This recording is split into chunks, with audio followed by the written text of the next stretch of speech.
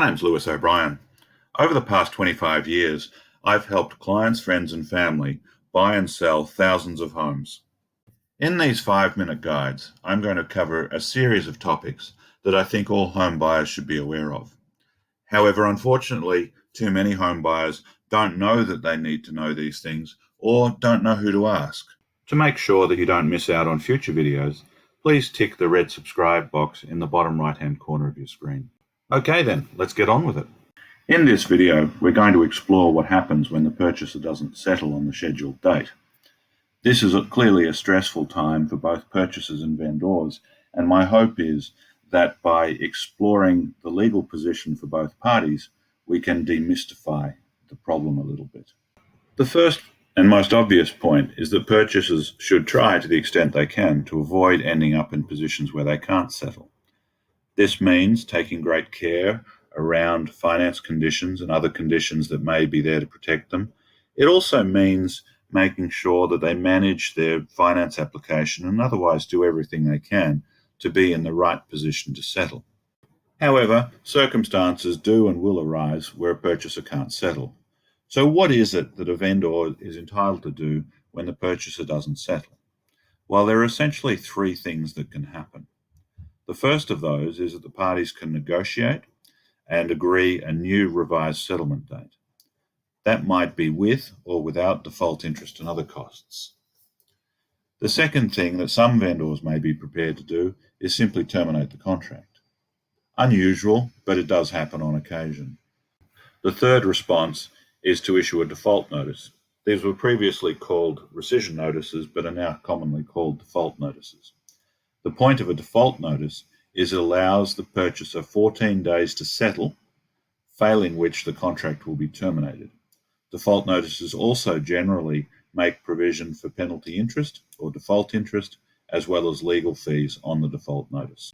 If the purchaser can settle within those 14 days, they will preserve their right to buy the property, preserve their deposit, albeit at the expense of some legal fees and some default interest, typically 12% per annum on the outstanding balance for the number of days they settle late. Default notices need to comply with a number of strict technical requirements and should only be prepared by a professional.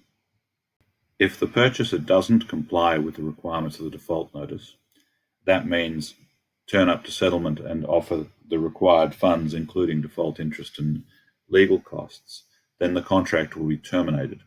It remains possible to negotiate an extension to the default notice period, but if, as a general rule, if settlement doesn't occur within the 14 days, then the contract automatically ends without the need for further notice, although typically the vendor's solicitor will provide one. Once the contract is terminated, any deposit paid by the purchaser is forfeit to the vendor. However, the purchaser's obligations may not end there. If the vendor incurs further losses that exceed the value of the deposit, the purchaser could be on the hook for a substantially larger quantum of damages, particularly where the deposit is relatively low or part of the deposit is unpaid.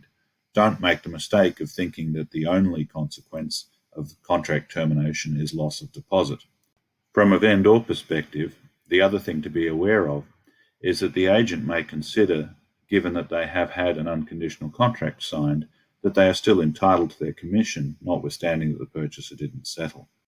I also wanted to cover defaults by the vendor. It is possible for a vendor to default in their obligation to provide the property at settlement.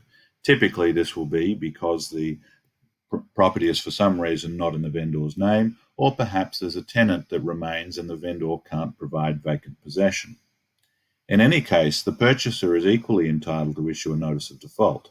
However, the purchaser won't be entitled to default interest, and really their only remedy, beyond payment of their legal fees, is termination of the contract, which is often not what the purchaser wants, and therefore this can be a sort of empty remedy in a lot of cases.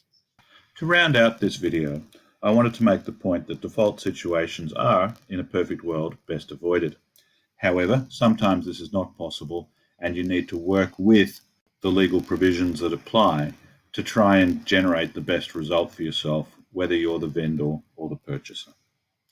Naturally, A short guide is not a substitute for specific and tailored professional advice, and if you do find yourself in a default situation, I encourage you to get legal advice as early as possible.